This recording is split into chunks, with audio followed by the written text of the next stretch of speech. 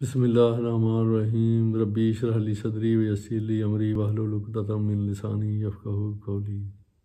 اللہم صلی علی محمد وعلی آل محمد وبارک وسلم۔ علامہ اقبال نے پاکستان کا تصور دیا، اور یہ للہ بات ہے کہ ہم نے کبھی کوشش نہیں کی کہ وہ کیا تصور تھا، لیکن چلیں تھوڑی تھوڑی ہم چھوٹے چھوٹے کلپس میں ہم نے کوشش کر رہے ہیں کہ اقبال کے چاہنے والوں کے لیے تھوڑی سی کلیئرٹی ہو جائے۔ اقبال نے تقریباً ہر موضوع پہ ہی اپنا اظہار خیال کیا ہے اور اس کا لائحہ عمل بھی بتایا ہے۔ اقبال کے کلام میں ملا اور ملا پہ بڑی بات ہوئی ہے، تو اقبال کے ہاں ملا کسی شخص یا کسی مخصوص فرقے کا کوئی تصور یا نام نہیں ہے، یا کوئی خاص اسکول آف تھاٹ کی بھی بات نہیں ہے۔ اقبال کے ہاں ملا کا مطلب ایک مخصوص مائنڈ سیٹ ہے جس کو وہ کنڈیم کرتے ہیں اور جس پہ بات کرتے ہیں کھل کے۔ وہ مائنڈ سیٹ ہے جو اسلامی سوچ اور مذہبی اقدار جو ہیں وہ بدلتے ہوئے زمانے کے ساتھ اس کو ہم آہنگ نہیں کر پا رہے۔ ہمارا جو مذہبی نمائندے ہیں وہ اس کو جو دنیا جس سپیڈ سے جس انداز سے دنیا میں تبدیلیاں آئی ہیں، اس انداز سے وہ اس کے ساتھ ہم آہنگی پیدا نہیں کر سکے۔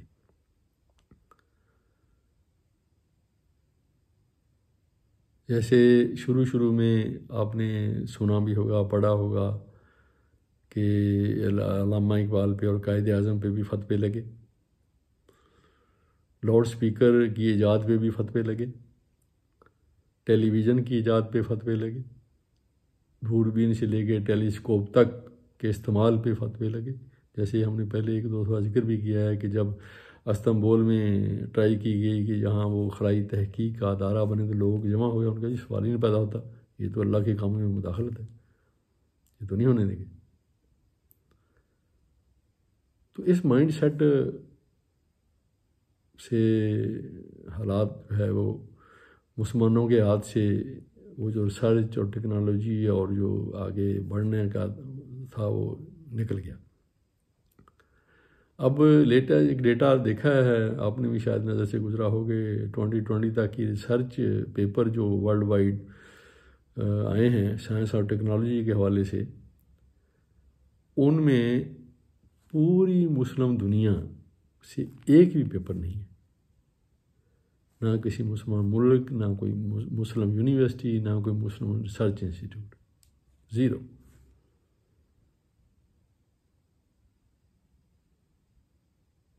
ملا کو جو ہے ہند میں سجدے کی اجازت، ناداں یہ سمجھتا ہے کہ اسلام ہے آزاد۔ یہ اقبال نے پھر بیچارے نے رونا ہی تھا اور کیا کرتا۔ یہ اس کی چھوٹی سی ایک ہے کہ مولانا حسین احمد مدنی بہت بڑی شخصیت، بہت بڑا نام برصغیر کے علماء میں سے۔ اقبال کی لائف میں یہ ایک دفعہ جب تھوڑی سی یہ بحث چلی تھی کہ قوم کی تعریف کیا ہے، نیشن، قوم کس کو کہتے ہیں، تو اتنے بڑے عالم ماشاءاللہ انہوں نے فرمایا کہ ایک وطن میں جو لوگ رہتے ہیں وہ ایک قوم ہے۔ اقبال نے معذرت کے ساتھ ان سے اختلاف کیا اور ایک اپنی رباعی بھی لکھی ہے، اس پہ انہوں نے مولانا حسین مدنی صاحب کو مخاطب کیا اور بڑی حیرانگی کا اظہار کیا کہ یہ آپ نے کیا کہہ دیا، یہ کیسے ہو اٹ کین بی، مسلم اسلام میں تو یہ اس کا تصور نہیں ہے، خاص ہے ترکیب میں قوم رسول ہاشمی، یہ وطن سے اس کا کوئی تعلق نہیں، پوری دنیا کے مسلمان ایک قوم ہے، اس کا وطن سے نہیں ہے۔ یہ تو وطن پہ تو اقبال نے وطنیت پہ تو اس نے بڑی کاری ضرب لگائی ہے، انہوں نے تو اس کو بت کہا ہے، وہ کہ ایز اے جو مسلمان جہاں بھی ہوگا وہ یہ قوم ہے۔ یہ ایک مثال ہے چھوٹی سی، تو وہ ان کا کلام ماشاءاللہ اس حوالے سے بھرا پڑا ہے کہ جیسے میں نے ابھی وہ پڑھا کہ ملا کا جو ہے ہند میں سجدے کی اجازت، ناداں یہ سمجھتا ہے کہ اسلام ہے آزاد، کہ دینی ملا فی سبیل اللہ فساد، اور پھر پرواز ہے دونوں کی سی ایک فضا میں، کرگس کا جہاں اور ہے شاہی کا جہاں اور، الفاظ و معنی میں تفاوت نہیں لیکن الفاظ بھی وہی ہیں معنی بھی وہی ہیں، ملا کی اذاں اور مجاہد کی اذاں اور۔ تو خود بدلتے نہیں قرآن کو بدل دیتے ہیں، ہوئے کس درجہ فقیہان حرم بے توفیق، احکام تیرے حق ہیں مگر اپنے مفسر، تعویل سے قرآن کو بنا سکتے ہیں پازند، قوم کیا چیز ہے قوموں کی امامت کیا ہے، اس کو کیا جانے بیچارے یہ دو رکعت کے امام۔ اور ایک نظم تو بال جبریل میں بڑی دلچسپ ہے کہ ملا اور بہشت، کہ اقبال کہتے ہیں میں بھی وہیں تھا جب اللہ نے مولوی صاحب ملا کو کہا کہ ٹھیک ہے اس کو بہشت میں بھیجو، تو میں نے بڑی معذرت کی، ہاتھ جوڑے اور اللہ تعالیٰ کے حضور گزارش کی، اللہ تعالیٰ یہ ماحول جنت کا تو بڑا استھیٹک ہے، وہاں جمالیات ہے، تو یہ بیچارے وہاں کیا کریں گے، وہاں تو بحث مباحثے کے لیے نہ مسجد ہے نہ کلیسا ہے نہ کوئی اس طرح کا سسٹم ہے۔ وہ نظم چھوٹی سی وہ ایسے اقبال کی جو اپروچ ہے وہ نظر آتی ہے۔ تو ویسے ایک بڑی دلچسپ سوچنے کی بات ہے، فوڈ فار تھاٹ، کہ بر صغیر میں جب یہ پاکستان کی موومنٹ چلی ہے کہ اقبال نے ماشاءاللہ خواب دیکھا، قائد اعظم نے اسے عملی جامہ پہنایا، تو اس وقت بر صغیر میں بہت بڑے بڑے نام بھی تھے، بہت بڑے بڑے علم کے لحاظ سے علماء حضرات جو ہے ان میں بہت مطلب کہ عالمی بہت بڑے بڑے نام، یعنی ان کے نام ایک اس لیے نہیں ہے کہ بہت سارے ہیں تو کوئی رہ جائیں گے، مطلب ان کے بہت بڑے بڑے نام، علم کے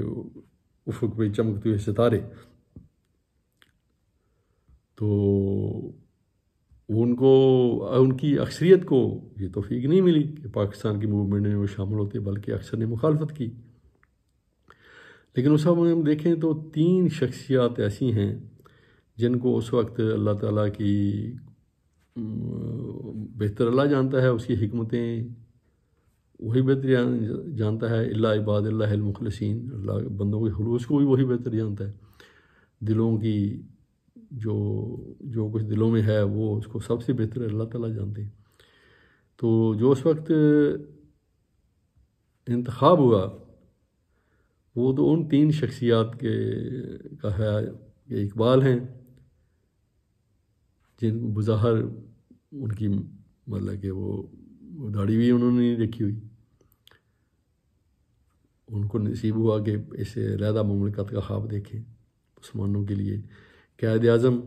تو ماشاء اللہ داڑھی کیا مونچھ بھی نہیں تھی، ان کو یہ اللہ تعالیٰ نے توفیق بخشی، ان کو یہ سعادت ملی کہ اس کو عملی جامہ پہنایا۔ اور تیسری شخصیت جو ظاہری اور باطنی علوم میں یکتا اور کامل، حضرت پیر میر علی شاہ صاحب گولڑا شریف والے،